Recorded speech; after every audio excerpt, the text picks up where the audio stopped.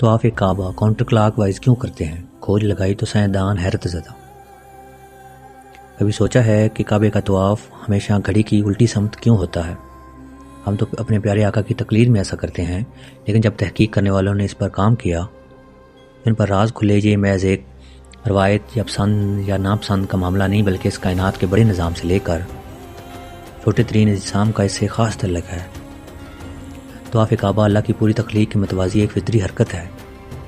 نظام شمسی کے سیاروں سے لے کر ہمارے جسم میں الیکٹرون اپنے نیوکلیس کے گرد اسی سمت میں گھومتے ہیں۔ ہمارے جسم میں خون کی گردش بھی اسی طرح ہے، اور جسم سے باہر اگر دیکھیں تو پتہ چلا کہ پیدل سیر یا دوڑنے والے جو لوگ کاؤنٹر کلاک وائز کے بجائے کلاک وائز حرکت کرتے ہیں، ان کے جسم پر دباؤ بھی دوسروں کی نسبت زیادہ ہوتا ہے، وہ تھک بھی جل جاتے ہیں اور انجری کے امکانات بھی زیادہ ہوتے ہیں۔ یہ وجہ تھی کہ اولمپکس میں بھی دوڑ کے لیے کاؤنٹر کلاک وائز حرکت کرنے کا فیصلہ کر دیا گیا۔ کیا آپ کو طواف کعبہ کی سعادت ملی ہے؟